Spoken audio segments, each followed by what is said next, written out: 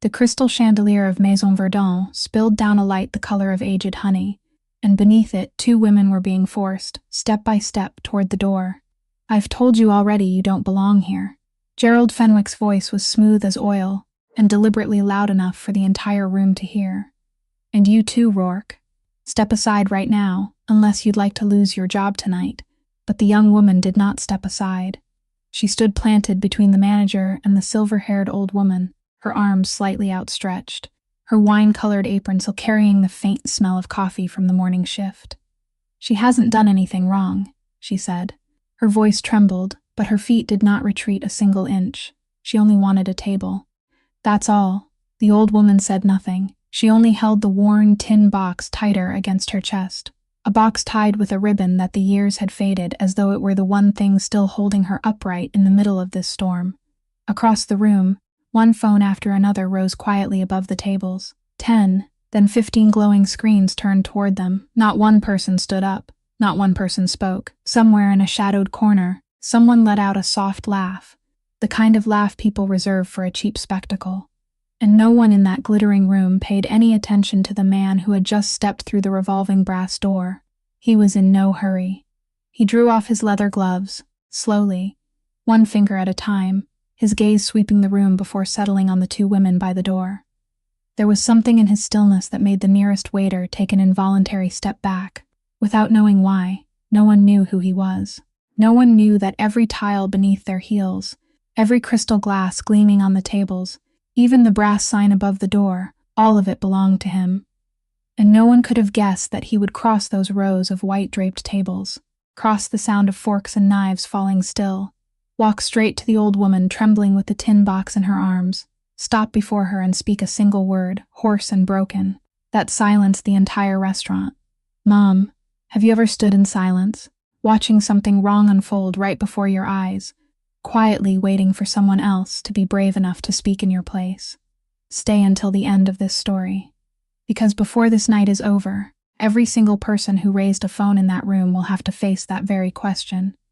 But to understand how a single word, Mom, could shake an entire empire, we must go back 3 hours, to when the afternoon was still strangely, gently calm. If Ruth's story touched something in you tonight, please leave a like. Share it with someone who needs reminding that kindness still exists, and subscribe to our channel because there are many more stories like this one still waiting to be told. 3 hours earlier, the late afternoon sunlight was still laying a soft golden sheen across the sidewalks of Carrollton Avenue in New Orleans.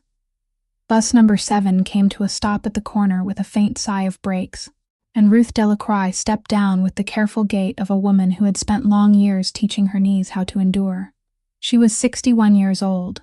One hand rested on a wooden cane worn smooth and glossy by time, while the other held a small tin box tightly against her chest. The road from the far side of the city to this place had felt much longer to her than anything shown on a map, but she had traveled every inch of it without a single word of complaint. She paused on the sidewalk and lifted her eyes to the brass sign mounted on the red brick wall. Maison Verdun. The gilded letters curved with proud elegance beneath the evening light. Ruth stood perfectly still for a long while, because she knew this wall. She knew this brick foundation, no matter how many fresh coats of paint and how much money people had laid over it. 32 years ago, this place hadn't carried such a grand name. It had only been a little diner called Dabney's, with vinyl flooring frayed at the edges, red cushioned chairs faded from thousands of bodies sitting in them, and a flickering neon sign that blinked all night beside a window clouded with steam. 32 years ago, right here in this very spot, a 29-year-old woman had stood behind the counter every night, carrying heavy trays of food until her feet went numb and lost all feeling. Then, dragging herself back to the cramped rented room, where her little boy slept deeply, waiting for his mother. That woman had been her. Back then, her husband had left when the child wasn't yet 2 years old. He walked out the door on a rainy morning and never came back, leaving her with a small child, a stack of unpaid bills, and a loneliness no words could ever fully name. She had decided to keep her son's last name as Delacroix, her own name, not the name of the father who had turned his back, but the name of the bloodline that had stayed and carried everything. The boy grew up through the nights when she was away from home, raised on scattered tip money and hurried lullabies, before she put on her coat and went back out again. Every night at Dabney's, after she had wiped down the last table, she dropped every small coin and folded bill of tip money into a tin box, the very box she was holding now. It had followed her through 3 moves, through winters without enough warmth and summers without enough food, through all the years when she thought she couldn't possibly take one more step into another day. And yet she did keep walking, because her son was growing day by day beneath the poor roof they called home. Today was her son's birthday. The little boy from those years was now 34 years old, and for the first time in her entire life, Ruth wanted to treat him with her own hands to a truly proper dinner, in a place that was truly beautiful. She had been scrimping and saving for this moment, for many months. She had chosen this very place on purpose, the exact place where she had once served others when she was still young, because she wanted her son to see one thing, that his old mother, the woman who had once waited tables in this shabby little diner, could now lift her head high and walk in through the front door. She hadn't told him a single word in advance. She wanted to give him a complete surprise, wanted to see the wonder on his face, when he realized his mother was sitting there waiting for him at a table covered in white linen. She lifted her thin fingers, rough and calloused from years of labor, and gently brushed them over the lid of the box, tracing the faded ribbon. Inside that tin box was something she hadn't shown a single soul through all those long years, not even her only son. She had told herself that tonight would be the night she opened it, and gave her son the thing she had kept hidden for almost an entire lifetime. 3 blocks away, in a small apartment on the 3rd floor of an old building, Della Rourke was kneeling to tie the shoelace of her little boy. She was 29 years old, her brown hair hastily tied back at the nape of her neck, and her face already carried the kind of exhaustion worn by women who shoulder everything alone, the kind of exhaustion that never gets enough sleep. Toby, her 4-year-old son, was holding up a sheet of paper in front of his mother, covered with clumsy colored pencil strokes. It was a drawing of a brown-haired woman holding hands with a little boy, with a bright yellow sun above them and rays spreading out in every direction. He said it was the 2 of them, mother and son, and he wanted her to take the picture to work so she wouldn't miss him so much. Della took the paper, folded it very carefully, and slipped it into the pocket of her coat right beside her heart. Then she promised him that tonight, when she came home, no matter how late it was, she would read him the rest of the story about the brave little rabbit that they hadn't finished yet. The boy smiled, a smile missing one baby tooth, and that tiny hug from him was the only thing that still gave Della enough strength to walk out the door each day. She took Toby to the kind neighbor at the end of the hallway, the woman who often watched him on the evenings when Della had to work. On her way down the stairs, her hand slipped into her pocket and touched another piece of paper, the one she had been trying to forget all day. It was the rent notice, folded into quarters, already 5 days overdue. The bold letters at the bottom of the page warned that if she didn't pay within the week, they would be forced to take action.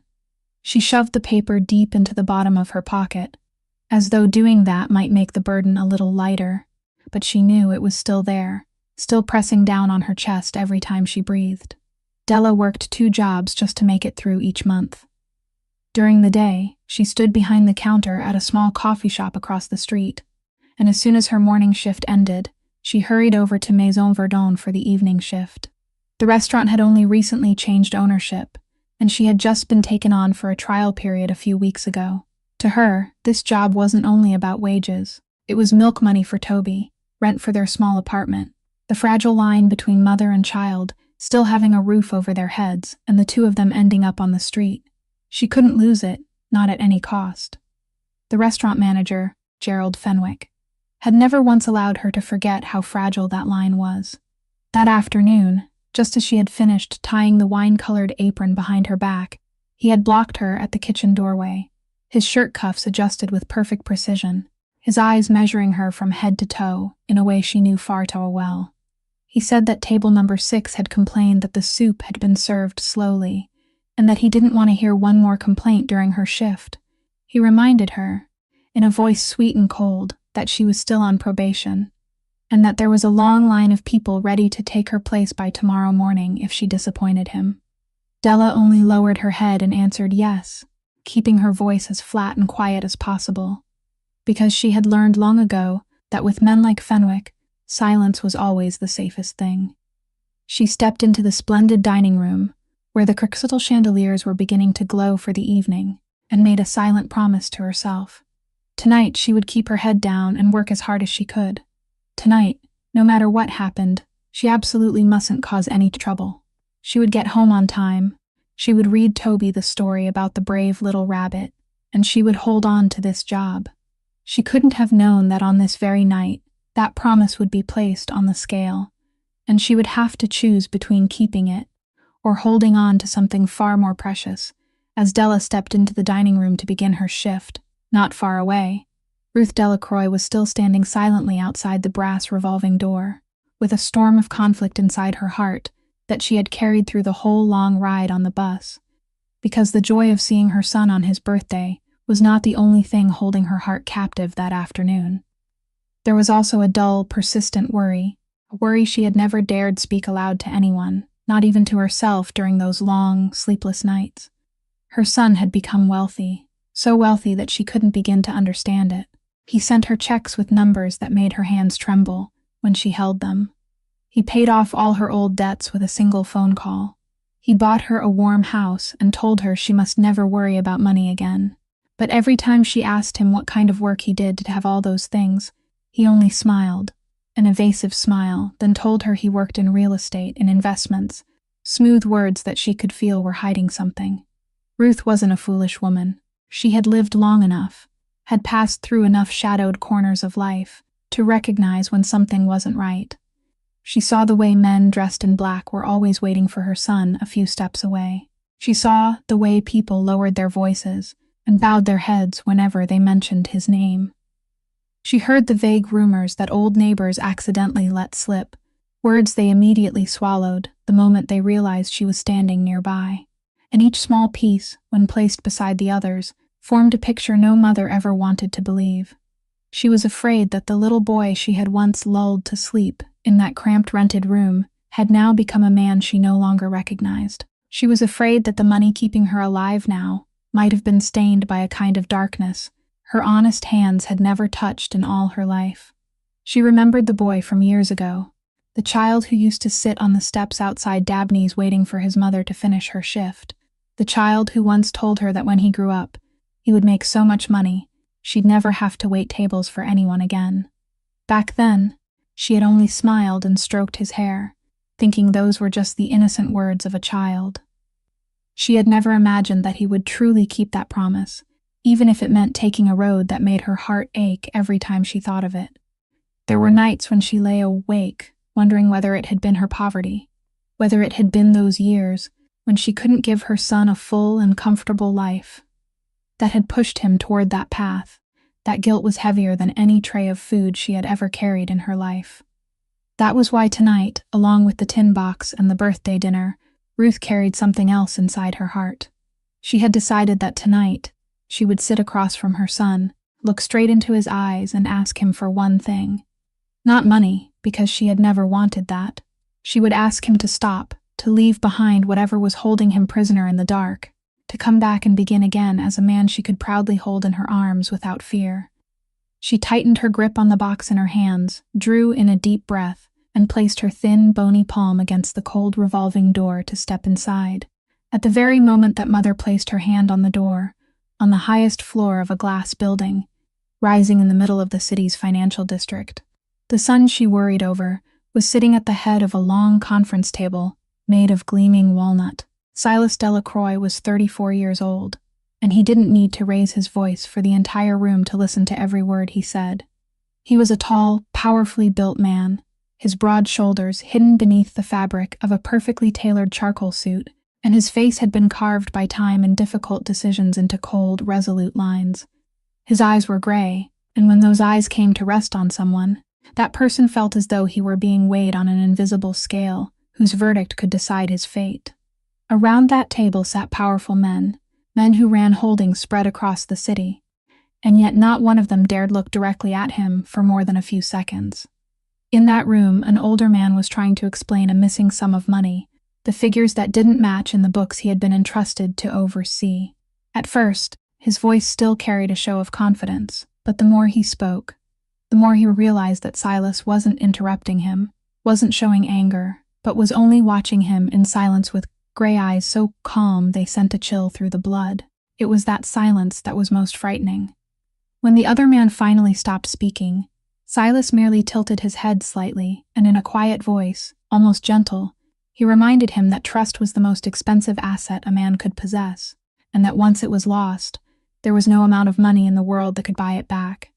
He didn't make a single threat, he didn't need to, but the older man's face went pale at once, sweat beading on his forehead, and his hands trembled so badly that he had to grip the edge of the table to hide it. The entire room sank into a thick, heavy silence, the kind of silence in which everyone held his breath and waited, because they all understood that behind the soft voice of the man seated at the head of the table was a power capable of erasing anyone with a mere flick of the hand. That was how Silas Delacroix ruled his underground empire. Not with shouting, not with loud blazes, but with an absolute composure that terrified people down to the bone. He had built all of this from nothing, from a boy who had grown up in poverty, and he protected it with an unforgiving hardness. People told stories about him in whispers. They said he owned half the most beautiful buildings in the city, that the finest restaurants and the most discreet clubs all rested beneath his shadow. And they said that no matter how wealthy and powerful he became, there was still one mystery about him that no one dared ask about, some silence in his eyes that money had never been able to fill. When the meeting ended, and the men left the room one by one with the hurried bearing of those who had just escaped a storm, Silas remained alone beside the long table. He slowly turned the silver ring on his finger, his gray eyes looking out through the glass window at the whole city, beginning to light up beneath him. It was then that the phone on the table gave a faint vibration. He lowered his eyes to the screen, and for a moment, the motionless coldness on his face changed. Because the name appearing there was the name of the manager of one of his restaurants, Maison Verdun, and that man called him only when something truly serious had happened. But before Silas could answer that call, he paused for a single beat, and his hand moved by habit to touch the small object he always carried with him, the thing tucked inside his breast pocket, right above his heart. It was an old key, tarnished with age, the key to the cramped rented room where he and his mother had lived through the poorest years of their lives. He had kept it for nearly his whole life, polishing it with his fingers whenever his heart wavered, because it was the last remaining fragment of the boy this world had once tried to crush. No one in his empire knew about that key. No one knew that the man who made an entire city tremble still clenched a relic in his hand night after night from the days when he had owned nothing but hunger and humiliation. Silas hadn't been born into silk and privilege. He had grown up in a neighborhood where winter was cold enough to cut to the bone, and summer was so stifling it felt hard to breathe, where his mother went to work before the sky had even begun to brighten and didn't return until deep into the night. He remembered with perfect clarity the sight of his mother stepping through the door with swollen feet, her face marked by the exhaustion she always tried to hide behind a smile meant for her son. He remembered the nights when she counted every small coin and folded bill of tip money beneath a weak yellow lamp, calculating whether there was enough to pay that month's rent, whether there was enough to buy him a new pair of shoes when the old ones had split open at the toes. And he remembered, more clearly than anything else, the way the world looked at the two of them. He remembered the contempt in the eyes of people with money when his mother brought food to their table. He remembered the condescending tone of the landlord whenever she was even one day late with the rent. He remembered standing there, a helpless little boy, watching the woman he loved most in the world, being treated as though she didn't deserve to be human. It was those looks that had carved him into the man he was today. Once, when he was still a teenager, he had heard a wealthy man insult his mother in the middle of a public place, and she had only lowered her head and endured it, because she had no power with which to fight back. That night, young Silas lay awake until dawn, and in the darkness, he swore a vow to himself that he would chase for the rest of his life. He vowed that one day, he would become so powerful that no one, ever again, would dare look at his mother, or at anyone who carried his blood, with that kind of disdain. He vowed that he would build a wall of power so high the whole world would have to look up at it, so no one could ever touch the people he loved again. And that boy had kept his vow, but at a price he had never been able to foresee. The road that brought him to power was also the road that pulled him away from the decent man his mother had always hoped he would become. Silas looked down at the old key in his palm one last time, something very much like pain passing briefly through his gray eyes. Then he closed his fist around it, slipped it back into his pocket, and picked up the phone still vibrating on the table.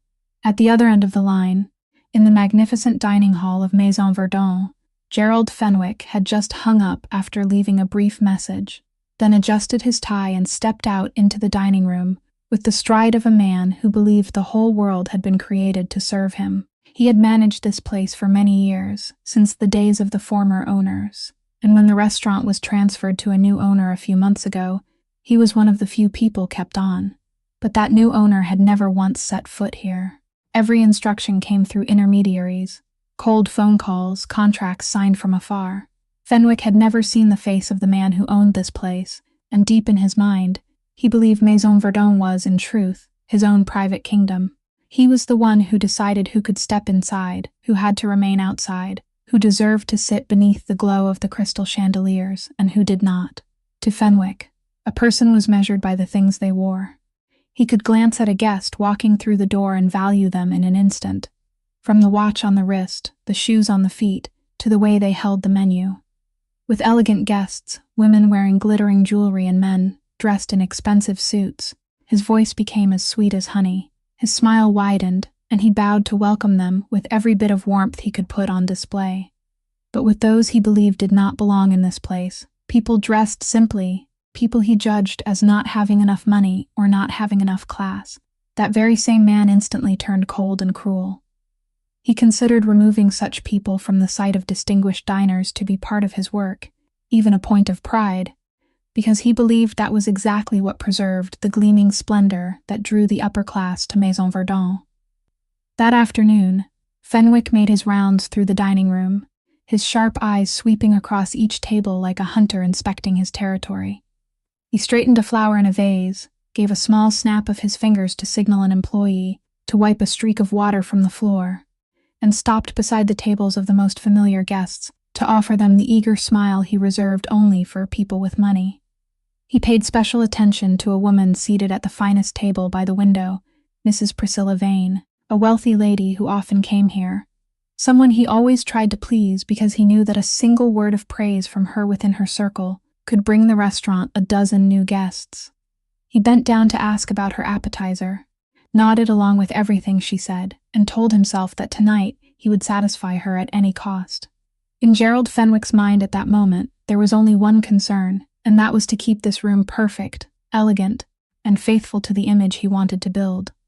He glanced at the trial employee named Rourke, as she carried a tray between the tables, silently reminding himself to keep an eye on her, then turned back to smile at another guest. He had no idea at all that in just a few minutes, a plainly dressed older woman would step through the restaurant's revolving door, and that the way he treated that woman would bring crashing down over his head everything he had worked so hard to build.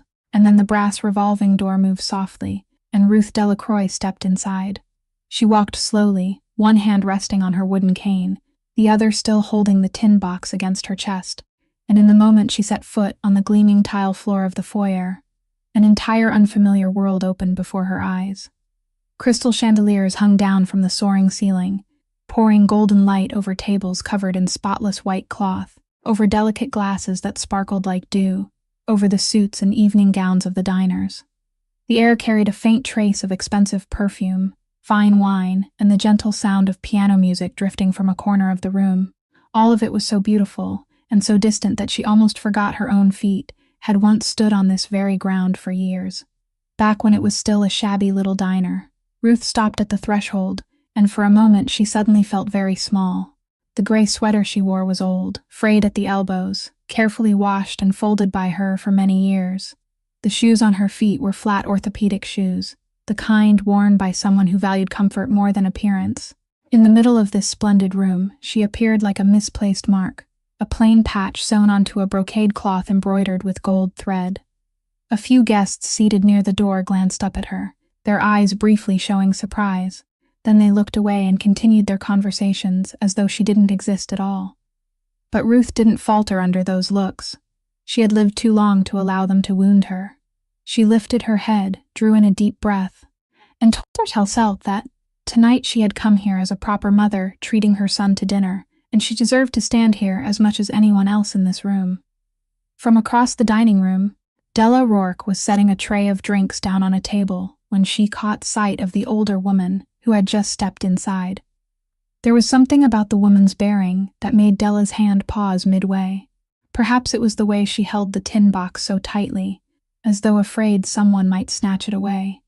Perhaps it was the worn old sweater that reminded Della of her late grandmother.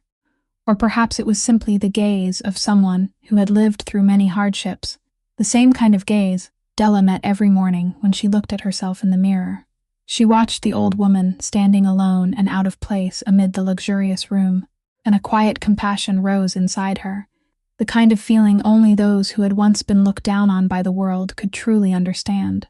She wanted to walk over, wanted to ask what the woman needed, wanted to find her a warm table by the window. But just as Della was about to step forward, she suddenly remembered the promise she had made to herself when she began her shift, remembered Fenwick's cold, sharp eyes and the rent notice lying at the bottom of her coat pocket. She hesitated, the drink tray still heavy in her hands, and in that moment of uncertainty, she saw the older woman move toward the host stand, where an employee was waiting. The old woman bowed her head slightly in greeting and asked, in a humble and polite voice, whether she might be given a table for two, because she was waiting for her son to come have dinner with her.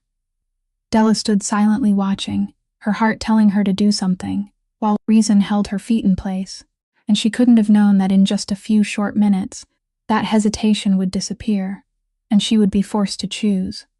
The host was still flustered, not knowing how to answer the old woman, when from the finest table by the window, Mrs. Priscilla Vane set her wineglass down with a soft but deliberate clink. She was a woman in her 40s, dressed in an expensive silk gown, with a gleaming strand of pearls around her neck and blonde hair curled carefully into place. She looked Ruth up and down, her red painted lips lifting slightly into an expression that was part surprise and part disgust, as though she had just discovered something improper staining the clean air around her. She turned to the friend seated at her table, deliberately lowering her voice, but still speaking loudly enough for the nearby tables to hear, and remarked that it was simply unbelievable that a place as refined as Maison Verdun could now allow just anyone to shuffle in from the street, that she paid generous sums to enjoy an atmosphere worthy of her, not to be forced to sit beside people like that. Priscilla Vane raised a hand in signal, and within an instant, Gerald Fenwick was at her table, bending forward with his usual eager smile. She didn't need to say much. She merely glanced toward the older woman standing by the host stand, then sighed and complained that the old woman's presence was ruining her entire evening, that she had come here for elegance, not to witness a scene like this, and that she trusted a capable manager like Fenwick certainly understood what had to be done to preserve the class of his restaurant. Every word she spoke came the sugary voice of a woman, accustomed to giving orders and being obeyed, and each one fell into Fenwick's ear like a command he was eager to carry out. In Fenwick's mind, a cold calculation immediately took shape. This was exactly the opportunity he had been waiting for, a chance to win favor in the eyes of a distinguished guest like Priscilla Vane, to prove that he was a devoted guardian of the class that people like her valued. He glanced at the older woman beside the host stand, at her worn gray sweater and the tin box she held tightly against her chest, and in the eyes with which he measured human worth, that old woman was nothing more than a stain that needed to be wiped away as quickly as possible. He didn't bother to find out who she was, why she had come here, or what she was waiting for. To him, the answer had been clear from the very first look. She didn't belong here, and it was his duty to take her outside. He gave Priscilla Vane a slight nod, promising with a smile that she wouldn't have to trouble herself for another second, then straightened, adjusted the front of his suit jacket, and began walking toward the old woman with decisive steps. Several diners at the surrounding tables had begun to notice what was happening. Conversation softened. Curious eyes followed the manager as he strode across the room. Della, standing close to a column nearby, felt that something wrong was drawing near. She saw the look on Fenwick's face, the look she had learned to recognize, the look he always wore when he was about to pour his cruelty onto someone weaker than himself. And her heart began to beat faster, because she knew, with an instinct so clear it hurt, that the person about to suffer that cruelty was the gentle old woman standing by the host stand, waiting for her son. Before anyone could intervene, Fenwick roughly brushed past the host stand, his arm intentionally striking the worn tin box in Ruth's fragile grip. The box slipped from her fingers, crashing onto the hard floor as the lid popped open, scattering decades of her hard-earned coins and private memories across the polished tiles. The sudden impact forced the weak old woman down to her knees in panic. Standing close to the column, Della Rourke had seen everything, and inside her chest, a silent battle was unfolding within the brief span of a single breath. She saw the old woman kneeling on the cold tile floor. She saw the loose coins rolling beneath the feet of an uncaring crowd, and something in her heart twisted painfully. But at the same time, another voice rose inside her mind, the voice of fear and responsibility. She thought of Toby, of his smile missing one baby tooth, of the promise to read him a story every night. She thought of the rent notice lying at the bottom of her coat pocket, of the fragile line between having a roof over their heads and sleeping under the open sky. She knew very well what would happen if she stepped forward. Fenwick would fire her on the spot, without hesitation, and she and her son would lose the only thing still keeping them upright. All she had to do was lower her head. All she had to do was turn away and pretend she hadn't seen. Then she would keep her job and keep her son safe. That was the wisest thing to do. That was what reason told her. But then her eyes met the face of the older woman kneeling on the floor, and in that woman's eyes, Della saw something that made it impossible for her to look away. She saw herself there. She saw every time the world had looked down on her, every time she had been treated as though she didn't deserve respect, simply because she was poor. She realized that if she stayed silent tonight, she would never again be able to look straight into her son's eyes and teach him about kindness and courage. And so, before reason could hold her back one more time, her feet had already begun to move. She set the tray she was holding onto an empty table, crossed the dining room, and went straight to the old woman. She knelt beside Ruth, gently took her by the elbow, and helped the trembling old woman back to her feet. Shielding her before they could even gather the scattered items from the floor, she softly told her, in a voice warm enough for only the old woman to hear, that she shouldn't worry, that she was here, that everything would be all right. Ruth looked up at the young face of the stranger kneeling beside her, and a look of astonishment flickered in her aged eyes, because in the middle of an entire sea of indifference, this was the first hand that had reached out toward her. Then Della stood, and she did the thing she knew would change everything. She took one step forward, placed herself between the old woman and the manager, and lifted her head to face Fenwick. Fenwick's face darkened at once with shock and fury. He couldn't believe that a lowly trial employee would have the nerve to block his way in front of the entire dining room and in front of the important guest he was trying to please. He glared at her, and in his smooth, venomous voice, ordered her to step aside immediately, warning her that if she kept interfering in this matter, she could forget about her job altogether. But Della didn't step aside. She stood firm, her arms slightly spread as if to shield the woman behind her, and in a voice that trembled but didn't falter, she answered that the old woman hadn't done anything wrong, that she only wanted a table and a decent meal, and that no one deserved to be treated the way he had just treated her.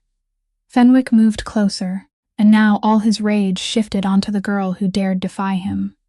He lowered his voice into something cold and cutting, saying that he had seen from the beginning that she was no better than that woman, that a dirt-poor girl defending a ragged old woman made quite the perfect pair, and that both of them ought to get the hell out of this place together.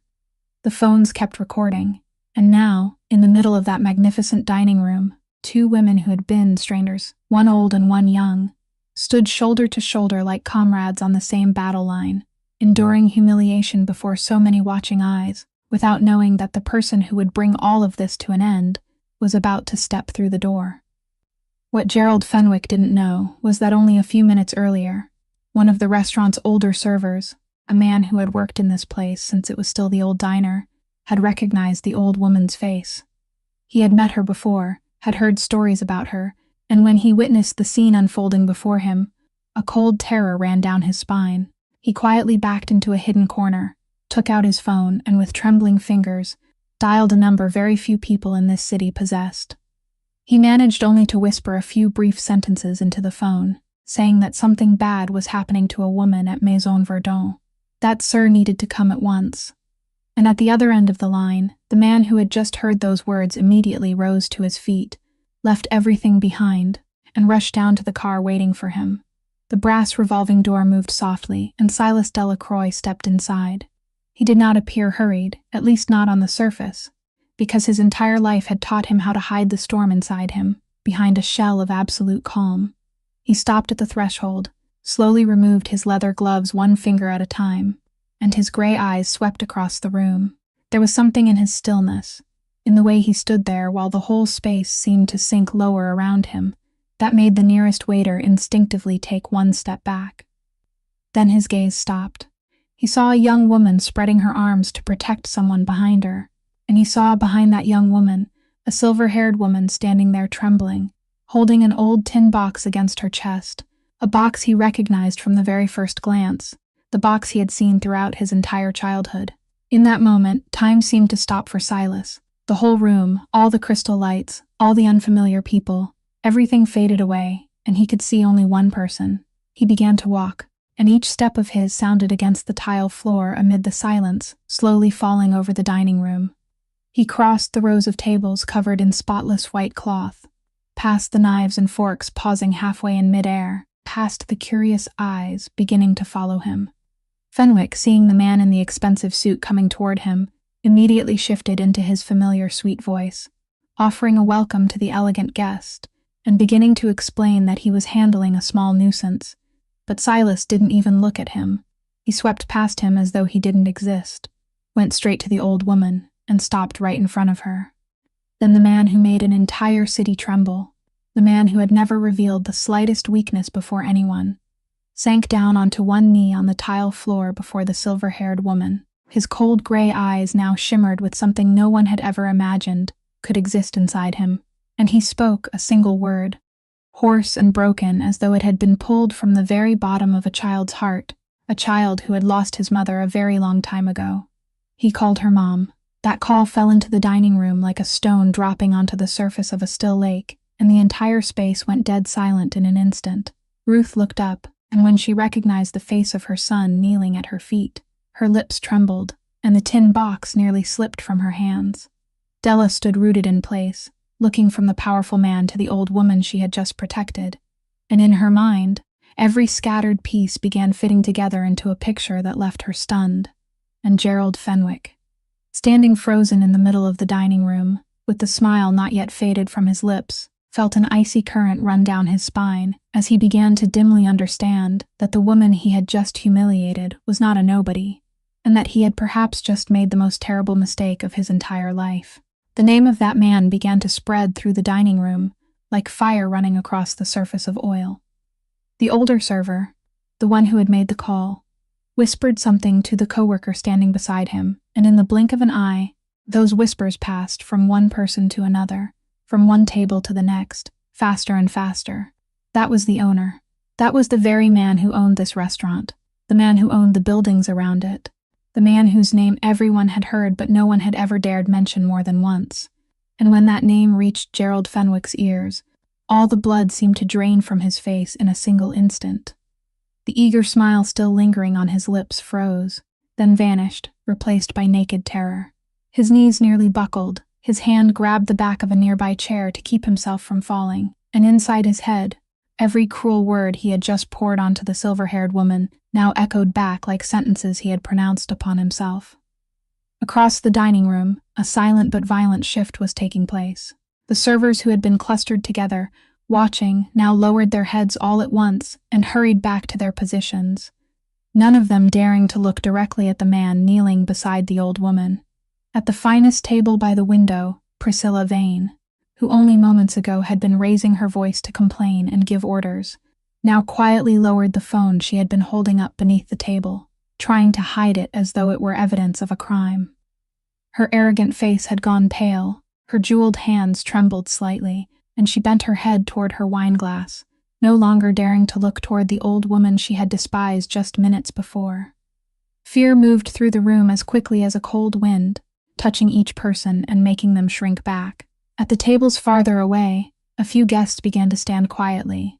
They didn't say a word.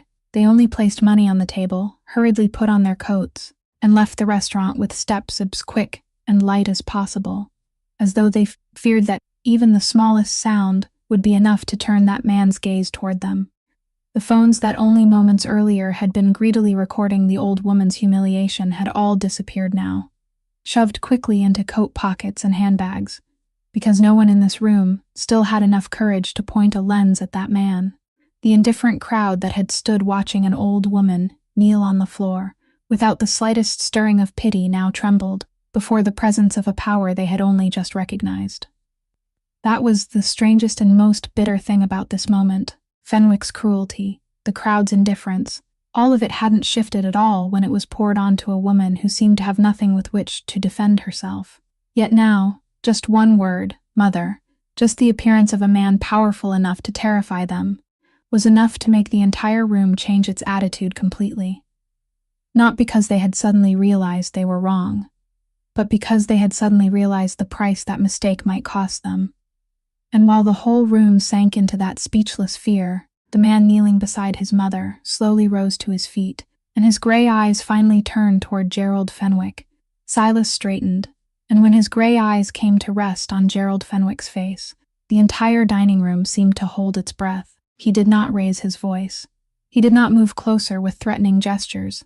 He simply stood there, motionless, and that stillness was more frightening than any loud outburst of rage could have been. Inside him, the monster he had spent his whole life holding back was rising, roaring to be set free, because he had just seen with his own eyes the very thing he had sworn he would never allow to happen again. He had seen his mother kneeling on the cold tile floor, gathering one small coin after another beneath the indifferent eyes of the crowd. He had seen the exact scene from his childhood, the scene that had haunted him for so many years, and had turned him into the man he was today. And the only thing keeping him from lunging forward was the presence of the woman standing behind him. He spoke, and his voice was low, slow, so cold that every word seemed to freeze in the air. He asked Fenwick whether he knew who the woman he had just humiliated was. Fenwick stammered, trying to force out an apology, his lips trembling so badly that he couldn't form a sentence. But Silas didn't give him the chance.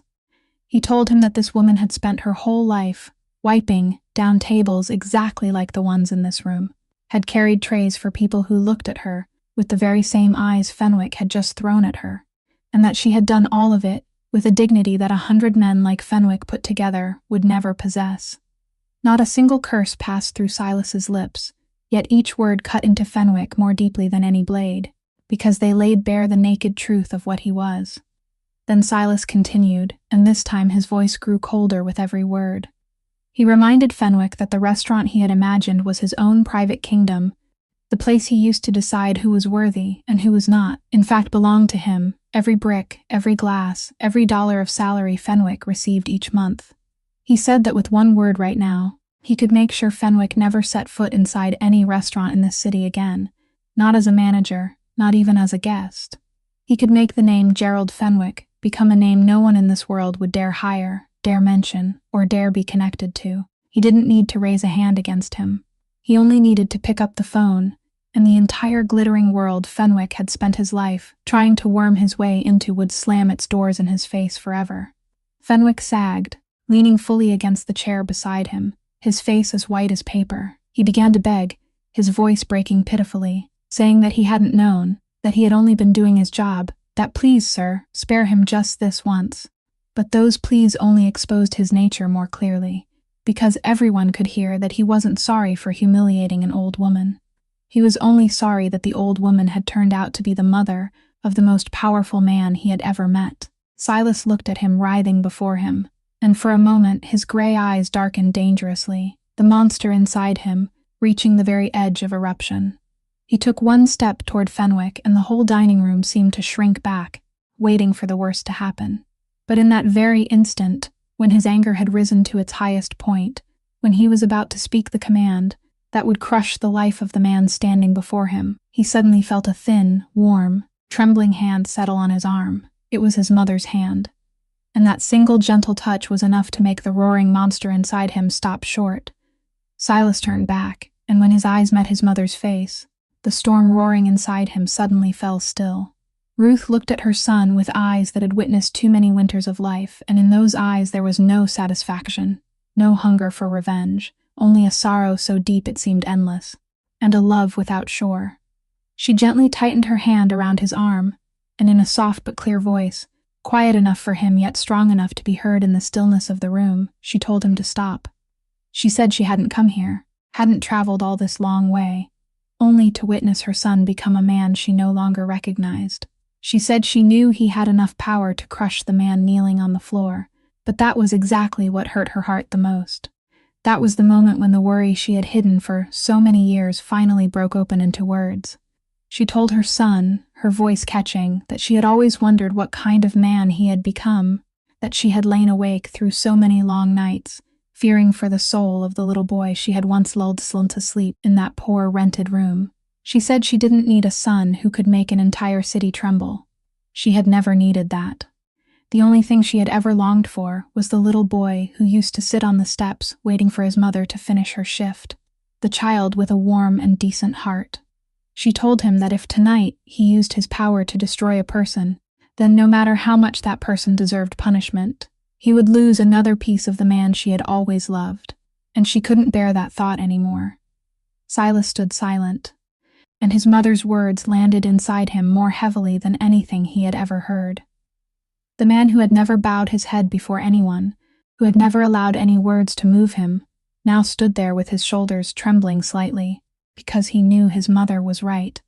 He had spent his whole life building a wall of power, believing he was doing it to protect her, and yet only now did he realize that the very wall had pushed him farther and farther away from the man she had hoped he would become.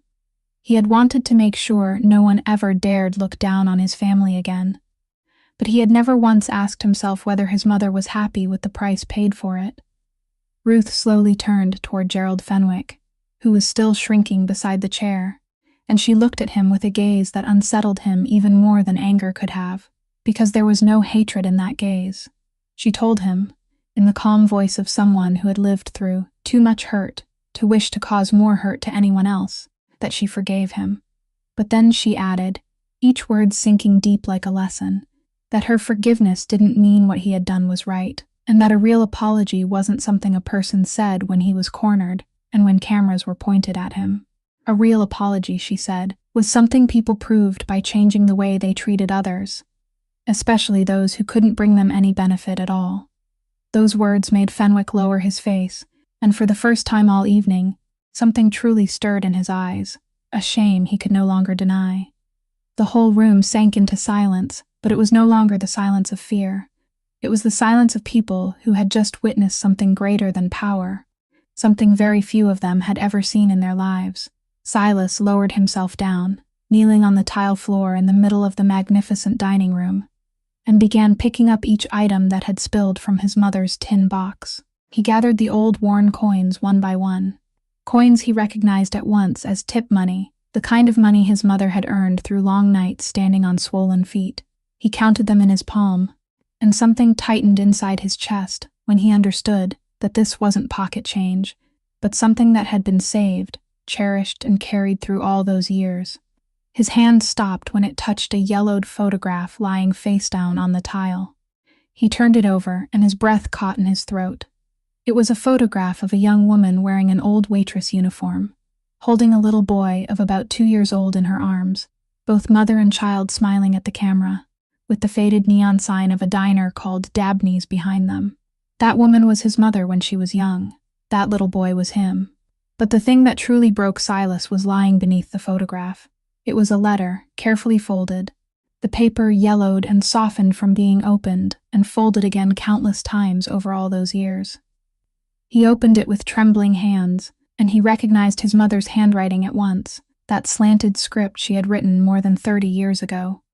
The letter had been written in the year he had just turned 2, during the darkest days after his father had left, when she didn't know whether the two of them would survive that winter.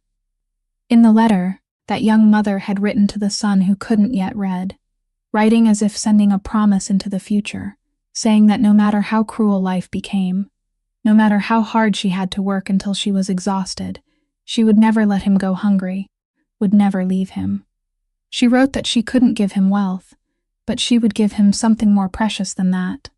She would teach him to live with kindness, to hold his head high without needing to trample anyone beneath his feet, because that was the true richness no one could ever steal from him. Silas read each line of that letter, kneeling in the middle of the dining room before so many watching eyes, and the man who made an entire city tremble began to cry, not the silent kind of tears a person tries to hold back, but the tears of a son who had walked too far from the road his mother had hoped for him, and now, far too late, finally realized what he had lost. He reached up and touched his breast pocket, where he kept the old key to the rented room from long ago, the keepsake he had carried his whole life as a reminder of where he had begun. And now, as he placed his mother's letter beside that key in his mind, he understood that both of them were fragments of the same story, the story of a mother who had sacrificed everything, and a son who had misunderstood that sacrifice for so many years. He looked up at his mother, and through his tears, he spoke words he had never said to anyone. He said that he had done all of this for her, that he had become strong and powerful, so no one would ever dare look down on her again, so she would never have to kneel before anyone. Ruth lifted her thin hand and stroked her son's hair, exactly the way she had done when he was still a little boy. And through her own tears, she told him that she had never needed him to be that strong. She only needed him to keep the kind heart she had given him from the moment he was born. She said it was time for her son to open this box, not so he could see the money, but so he could read the promise she had entrusted to him before he even knew how to speak, and so he could understand that it was never too late to return to being the son she had always loved. Silas rose to his feet, carefully folded the letter again, and placed it back inside the tin box with the photograph and the coins. Then he handed the box back to his mother with both hands, as though he were holding the most precious treasure in the world. After that, he turned toward Gerald Fenwick, who was still standing there with a pale face, waiting for the judgment meant for him. The entire dining room held its breath, because everyone knew that with only one word from this man, the manager's life would be finished. But Silas was no longer the man he had been a few minutes earlier. He looked at Fenwick for a long while, then said, in a voice that had softened but still carried weight, that he would no longer work here, that his position as manager of Maison Verdun was over from this very moment. It was an inevitable consequence, a fair price for what he had done, not an act of revenge. Fenwick lowered his head and accepted it, and in his heart, perhaps he had prepared himself for something far worse. But then Ruth herself spoke.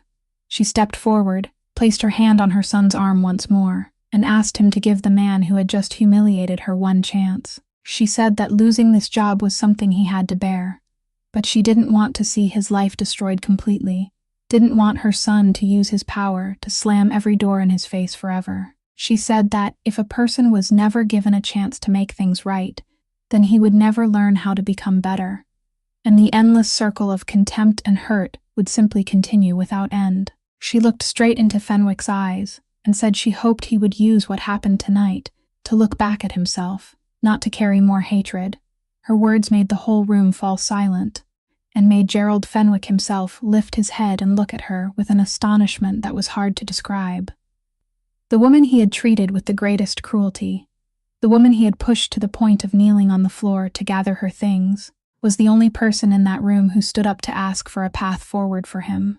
Something inside him broke open before that kindness, a kindness he had never thought he deserved to receive. His lips moved, and this time, the apology that came out of his mouth sounded completely different from the pitiful begging from before. It was smaller, more trembling, but more real. He apologized to her, not because he was afraid, but because for the first time, he truly saw the human being he had hurt. Silas stood silently, watching all of it, and inside him a deep transformation was taking place. He looked at his mother, the small woman who had just been trampled without mercy, now standing there offering mercy to the very man who had humiliated her, and he suddenly understood the difference between his power and her strength. All his life, he had believed strength lay in the ability to make others afraid, in being able to crush anyone who dared stand in his way. But now, standing in the middle of this dining room, he understood that the strongest person he had ever known was the mother who had never possessed a bit of power, the woman who had won not through fear, but through forgiveness. He looked back at the road he had walked for so many years, a road paved with other people's fear, and for the first time, he wondered whether that was truly the road he wanted to keep walking. In his mother's eyes, he saw not an empire, not power, but only a simple invitation to return to being the son she had always believed in. In the days after that night, Silas Delacroix did something no one in his empire could have expected. Instead of allowing Maison Verdun to remain a fortress of luxury and arrogance, he decided to turn it into something entirely different. According to his mother's wishes, he opened the restaurant every Monday evening, not to serve wealthy guests, but to set out hot, decent meals for anyone in the city who was struggling, for the homeless, for poor laborers, for the very people who, in the past, might have been driven out the door by Fenwick himself. He named the program after his mother, and he said it was a way to remind everyone that a person deserved to be treated with dignity not because of the things they wore, but simply because they were human. Silas did even more than that. He established a mandatory training program for every employee at all the restaurants he owned, and the first thing each person was taught was not how to pour wine, or how to fold a napkin beautifully, but how to look at every guest who stepped through the door with the same respect, whether that person was wearing an expensive suit or a sweater frayed at the seams. He told them the story of his mother, of the woman who had spent her life standing on the other side of the table, and he wanted every employee to understand that the person they had just treated coldly could be someone's mother, could be someone's whole world. In that way, the painful story of one night became the seed of something good that would continue spreading far into the future. And amid all those changes, Silas did not forget the young woman who had dared to step forward and protect his mother when no one else in that crowded room had dared to do so. He had someone look into Della Rourke, and when he learned about her circumstances, about the 2 jobs she was carrying on her shoulders, about her little boy and the overdue rent notice, his admiration for her courage only deepened. Because he understood that when she stepped forward to defend his mother, she had placed her own child's food and shelter on the scale. She had no power to protect herself, no one standing behind her to call upon, and yet she still chose to do what was right. That was the most precious kind of courage, the kind of courage that didn't come from strength, but from the heart. Silas did not repay her by throwing a large sum of money at her and then forgetting about her, because he understood that doing so would wound the pride of someone like her. Instead, he offered her the role of the new manager of Maison Verdun, the position Fenwick had left behind. He told her that he needed someone who understood what it meant to be looked down on, to build a place where no one would ever be treated that way again, and that he couldn't find anyone more deserving of that work than her. Della burst into tears when she heard those words, not because of the job or because of the salary that would completely change her and her son's life, but because for the first time in her life, her kindness had been seen and cherished. Several weeks later, on the first Monday evening of the charitable meal program, the dining room of Maison Verdun glowed in an entirely different way. Della stood in the middle of the restaurant as its new manager during the Monday evening charity shifts, and beside her, little Toby was running happily between the tables, his giggles ringing through a room that had once been so cold. The boy ran over and wrapped his arms around his mother's legs, proudly showing her the new picture he had just drawn, and Della picked him up and spun him around, both mother and child laughing together. At a nearby table, Ruth sat quietly watching the scene, the tin box placed neatly beside her, and on her lips was a peaceful smile she hadn't had in a very long time.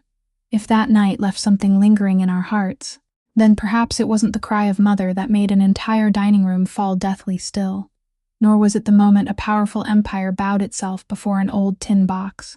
What remained most deeply, what kept us thinking long after, was the image of dozens of people inside that magnificent room. People who silently lifted their phones to record an old woman being humiliated, while not one of them was willing to step forward.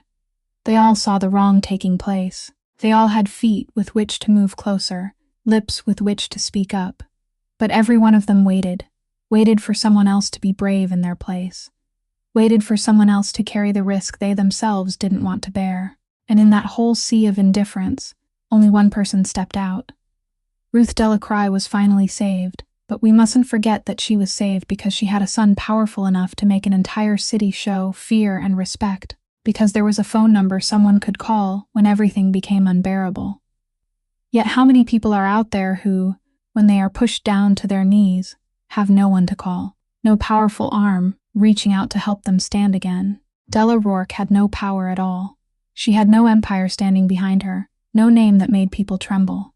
She could even have lost everything because of what she chose to do, and still she spoke up. And that is exactly the kind of courage this world needs more than ever.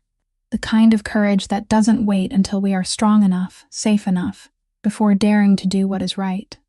The lesson left behind by the story of that night is simple yet profound, that a person's dignity is never measured by the clothes they wear or the money in their pocket, that goodness and kindness are the most precious possessions of all, something no power can buy and no hardship can steal, and that sometimes just one person daring to step out of the crowd is enough to light a flame that can change an entire life.